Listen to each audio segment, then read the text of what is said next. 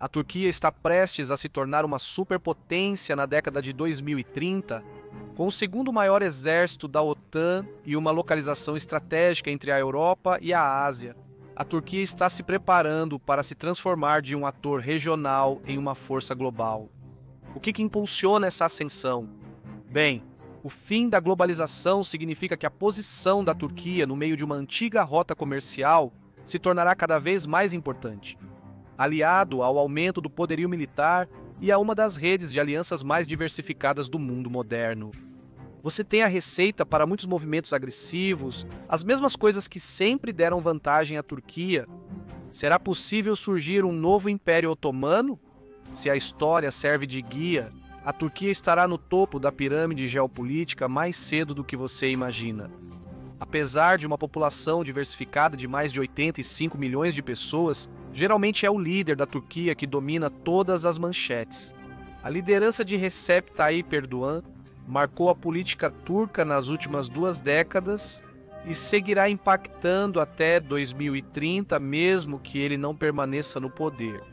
Como líder do Partido da Justiça e Desenvolvimento, Erdogan aproveitou uma narrativa poderosa que ressoou com muitos turcos. Uma promessa de tornar a Turquia grande novamente, retornando à glória de seu passado imperial. E ele já tinha esse lema antes de Trump. Sua visão tocou o coração de uma população cuja memória cultural do Império Otomano permanece forte. Muitos cidadãos turcos vivos hoje tinham avós que se lembravam da vida sob o Império, criando uma ligação tangível com aquela era de poder e influência. Eleito em 2003, Erdogan iniciou um período de grande crescimento econômico. Sob sua liderança, o produto interno bruto da Turquia quase triplicou entre 2003 e 2018, e isso elevou a riqueza e o estilo de vida médio do cidadão turco dos níveis da Síria pré-guerra para os da Espanha moderna. Esse sucesso econômico concedeu a Erdogan uma confiança significativa e o apoio do povo turco, permitindo que ele buscasse políticas mais ambiciosas. De forma controversa, Erdogan estendeu seu controle além dos limites tradicionais de mandato. Ao reescrever a Constituição, Erdogan alterou o governo da Turquia, concentrando poder na presidência e permitindo-se ficar no cargo por mais tempo que o permitido antes. Isso também coincidiu com a guinada gradual de Erdogan para longe do Ocidente e um foco renovado na identidade islâmica da Turquia. Ele aproximou a Turquia da Irmandade Muçulmana e de movimentos islâmicos, mudando a orientação geopolítica do país.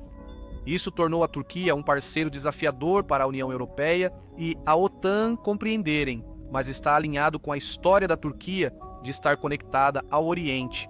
A história da Turquia é rica em sucessos, e um estudo cuidadoso revela as vantagens ocultas de ser o cruzamento das civilizações. Alexandre o Grande iniciou as bases da Rota da Seda em suas expedições ao Oriente. Sedas, especiarias, têxteis e chá cruzaram a massa de terra euroasiática e financiaram dezenas de reinos. A região da Anatólia, atualmente a Turquia, serviu como uma ponte crucial entre o Oriente e o Ocidente. Essa rota comercial foi ainda mais desenvolvida pelos romanos e acabou levando ao Império Bizantino. Com base em Constantinopla, permaneceu no poder durante toda a Idade Média.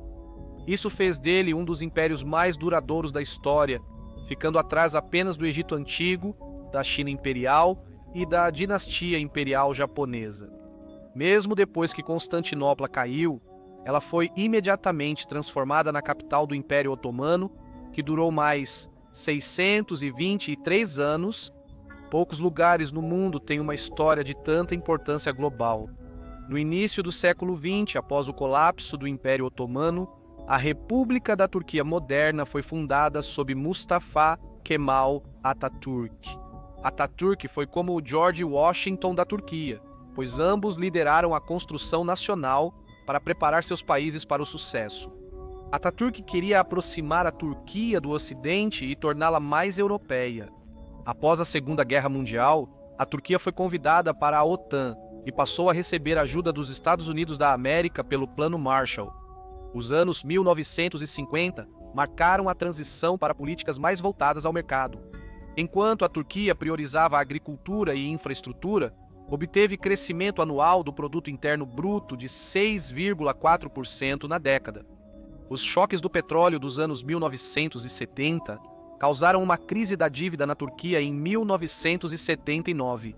Em 1980, a Turquia lançou um amplo programa de liberalização econômica e adotou um modelo exportador, o que resultou em rápido crescimento, com o produto interno bruto crescendo em média 5,8% ao ano. Nos anos 90, a Turquia passou por várias crises financeiras, principalmente em 1994 e 2001. A crise de 2001 foi grave, com o produto interno bruto caindo 5,7% e a inflação quase 55%. Na época, a Turquia obteve do Fundo Monetário Internacional o maior empréstimo já concedido para salvar sua economia. Em 2003, Erdogan chegou ao poder e seus primeiros 5 anos como primeiro-ministro tiveram um forte crescimento econômico, com taxas anuais de crescimento do produto interno bruto frequentemente superando 7%. Após tropeçar na crise financeira global, a Turquia manteve crescimento sólido de 2010 a 2017.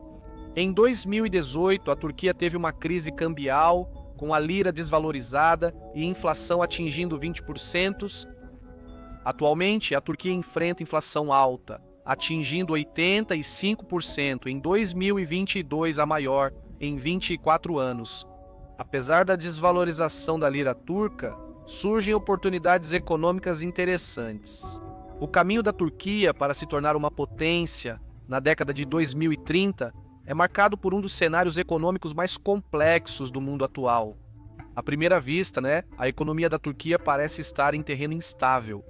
O país enfrenta alta inflação desde o início da década de 2010, devido a políticas monetárias não convencionais.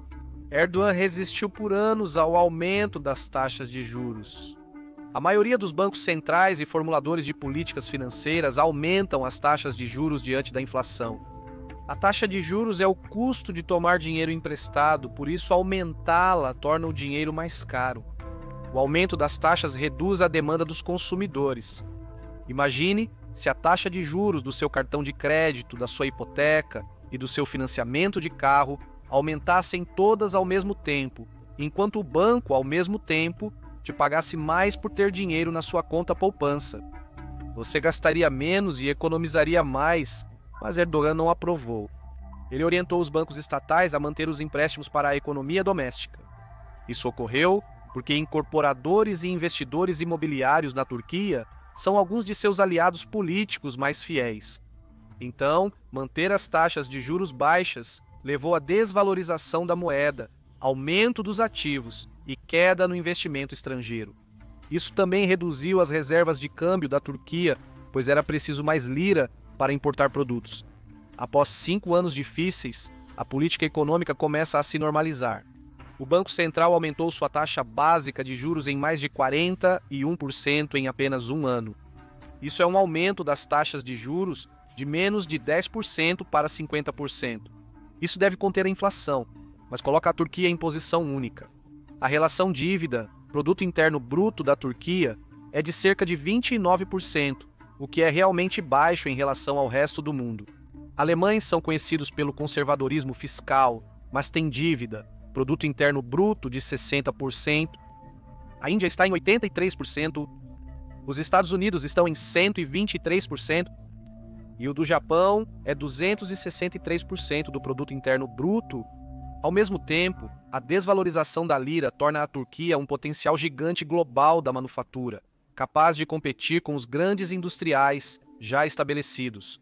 Atualmente, ela está em uma posição intermediária entre os países em termos de manufatura, de valor agregado, mas tem apresentado um crescimento constante em seu setor manufatureiro há mais de uma década. O país surgiu como um novato na fabricação automotiva, aproveitando sua combinação única de mão de obra qualificada e acessível, além de sua localização geográfica estratégica. Setores de têxteis, eletrônicos, maquinário e processamento de alimentos também estão crescendo de forma semelhante.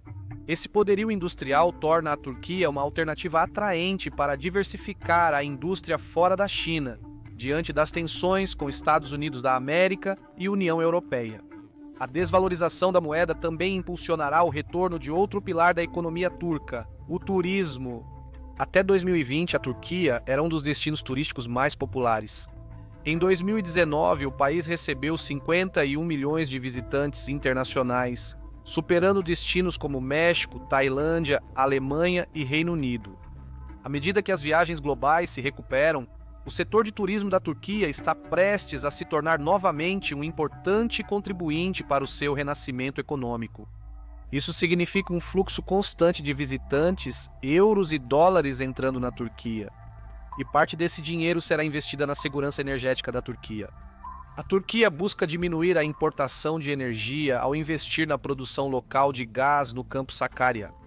Até 2028, esse campo poderá gerar cerca de 40 milhões de metros cúbicos de gás natural por dia, reforçando a segurança energética da Turquia e tornando o país um centro de comércio de energia na região.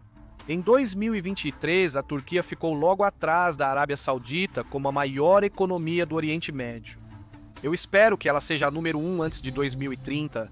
Nos últimos anos, a Turquia embarcou em uma nova estratégia ousada, afastando-se do uso tradicional do soft power e adotando uma postura de política externa mais assertiva. No centro da nova abordagem da Turquia está a doutrina da Pátria Azul, um conceito que se tornou central para as ambições marítimas do país. Desenvolvida por 2 ex-contra-almirantes turcos, essa doutrina destaca a importância de proteger as fronteiras marítimas e os interesses da Turquia no Mar Negro, Egeu e Mediterrâneo Oriental. Isso fez a Turquia adotar postura mais assertiva ao desafiar as reivindicações marítimas de vizinhos, principalmente Grécia e Chipre.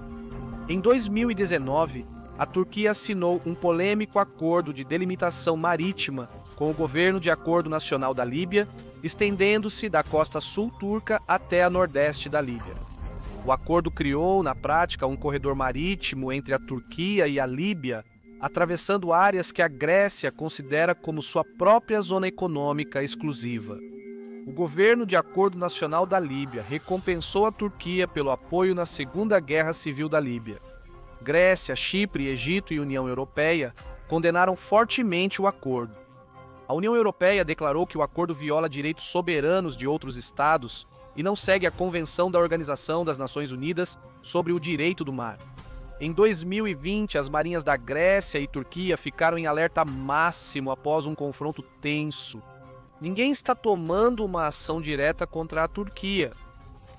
Bem, o relacionamento da Turquia com seus membros aliados da OTAN se tornou cada vez mais complexo. Embora a Turquia se beneficie da aliança, frequentemente age de forma independente, às vezes contra interesses de outros membros da OTAN. E isso foi agravado desde uma tentativa de golpe na Turquia que ocorreu em julho de 2016. Após o golpe fracassado, Erdogan ficou convencido de que ele foi instigado pelo governo Obama. Não tenho informações privilegiadas para saber se isso é válido ou não, mas, à primeira vista, não faz sentido para mim que Obama visse a derrubada de Erdogan como uma jogada estratégica positiva para a OTAN e os interesses americanos. Erdogan afirma que o golpe foi orquestrado por um clérigo turco exilado nos Estados Unidos.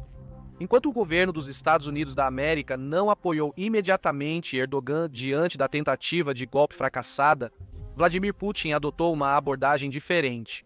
Ele logo convidou Erdogan para visitá-lo semanas depois, e os líderes se aproximaram, mesmo com a Rússia sendo o principal adversário da OTAN. Nos 5 anos seguintes, os dois adversários históricos se aproximaram mais ainda. Em 2022, a Rússia virou o principal parceiro comercial, com o comércio bilateral superando 68 bilhões anuais. O que os Estados Unidos da América podem fazer? Como segundo maior exército da OTAN, após os Estados Unidos da América, a Turquia possui cerca de 1 milhão de militares e paramilitares ativos. Você evita medidas duras contra a Turquia por sua agressão no Mediterrâneo Oriental ou compra dos S-400 russos para não aproximá-la ainda mais da Rússia. A União Europeia também não deve tornar a Turquia uma adversária. Em 1963, a Turquia assinou o Acordo de Ankara, estabelecendo uma associação com a Comunidade Econômica Europeia, precursora da União Europeia. Em 1987, a Turquia pediu adesão à Comunidade Econômica Europeia e, em 1999, foi reconhecida como candidata à União Europeia. Alemanha e França não querem outro país competindo pela liderança da União Europeia. Atualmente, eles centralizam todas as decisões. Eles impuseram obstáculos extras ao processo da Turquia, tornando-a o único país a solicitar adesão à União Europeia e ser recusado. Agora, isso não foi uma perda total para Erdogan. Alguns dizem que ele nunca quis entrar na União Europeia para não ser limitado pela burocracia e leis supranacionais deles. É por isso que o Reino Unido saiu. Em 2004, durante sua candidatura, a União Europeia pediu que a Turquia se ocidentalizasse e afastasse os militares da política. Erdogan ficou feliz em atender. Com 80% dos turcos querendo entrar na União Europeia, ele tinha forte apoio popular para retirar os líderes militares do poder com reformas legislativas. No fim, a Turquia não entrou na União Europeia, mas integra a União Aduaneira, que harmoniza regras e reduz tarifas. Desde o início do processo de adesão em 2005, a Turquia se tornou um ator mais independente. Ela exerce poder e independência sobre a União Europeia, controlando o fluxo de imigrantes do Oriente Médio. A Turquia possui uma das maiores populações de refugiados do mundo, com mais de 3,1 milhões de sírios e 300 mil de outras nacionalidades. A União Europeia simplesmente não consegue lidar com esses fluxos. Nos últimos 5 anos, eles pagaram à Turquia mais de 10 bilhões de dólares para abrigá-los. À medida que isso vira uma questão política mais delicada internamente, a Turquia ganha mais poder de barganha. Erdogan chegou a ameaçar liberar mais refugiados para a Europa caso não receba mais ajuda. Rússia e Turquia já entraram em guerra 17 vezes. Todas as 17 foram perdidas pela Turquia. Por isso, o poder militar está sempre em primeiro plano para os turcos. O serviço militar obrigatório para todos os homens existe desde a fundação do Estado turco moderno. As forças armadas turcas deixaram o foco interno e se transformaram em força expedicionária, capazes de projetar poder além das fronteiras. Tropas turcas permanecem em 6 países, lutando não só nas fronteiras com Síria e Iraque, mas também a centenas de quilômetros na África. Um exemplo marcante da projeção militar turca é sua presença no norte de Chipre. Após a invasão de 1974, a Turquia mantém cerca de 40 mil soldados na ilha. Esse desdobramento contínuo visa enfraquecer a soberania cipriota e permitir que os turcos explorem os recursos do campo de gás Afrodite. No norte do Iraque, a Turquia montou mais de 100 postos militares usando a estratégia de mancha de tinta contra os separatistas curdos, especialmente o Partido dos Trabalhadores do Kurdistão. Na Síria, as forças turcas conduziram operações como Escudo do Eufrates, 2016, e Ramo de Oliveira, 2018, para combater o Estado Islâmico e curdos, além de criar uma zona de amortecimento na fronteira. A Turquia expande-se criando bases militares no exterior. O país construiu uma base militar para 5 mil pessoas no Catar e mantém forte presença na Somália, onde soldados turcos treinam somalis para ajudar na reconstrução do país. Para apoiar essa presença militar ampliada, a Turquia está prestes a aumentar seus gastos com defesa em impressionantes 150% em 2024. Drones turcos fizeram uma diferença decisiva no conflito de Nagorno-Karabakh em 2020. A Turquia apoiou o Azerbaijão em uma vitória decisiva sobre a Armênia e as lições desse conflito foram aplicadas ao que ocorre na Ucrânia. Em 2023, a Turquia faturou 4 bilhões de dólares americanos com vendas de drones para mais de 30 países, consolidando-se como grande player no mercado global de armas. À medida que a Turquia continua a expandir seu alcance e suas capacidades militares, fica claro que o país está se posicionando como o principal mediador de poder na região. O único concorrente que oferece uma ameaça real à Turquia é a Rússia, mas eles se encontram atolados na guerra na Ucrânia e enfrentando a expansão da OTAN para o norte. No auge, o Império Otomano dominava partes da Europa, Ásia e África em 3 continentes. Essas alturas não são atingidas rapidamente, mas é uma narrativa convincente que os líderes turcos podem contar aos seus cidadãos. No clima geopolítico moderno, a Turquia está em grande parte fora do foco da mídia ocidental. A guerra na Ucrânia, a ascensão da Índia e as tensões no Mar do Sul da China recebem muito mais atenção. Essa falta de foco também é uma oportunidade para a Turquia. À medida que os Estados Unidos recuam do cenário mundial e a globalização se desfaz, uma potência regional com capacidade industrial, acesso marítimo valioso e poder militar está pronta para ocupar esse vazio. Vamos acompanhar de perto a ascensão da Turquia. Recomendamos que você faça o mesmo e assista ao nosso vídeo sobre a ascensão da Índia em seguida.